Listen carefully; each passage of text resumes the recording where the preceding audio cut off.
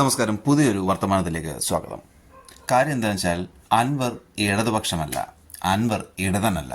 അൻവറിന് communist പാർട്ടിയെക്കുറിച്ചും പാരമ്പര്യത്തെക്കുറിച്ചും communist നയത്തെക്കുറിച്ചും Marxist രീതിയെപ്പറ്റിയും ഒന്നും ഒരു ചുക്കും അറിയത്തില്ല.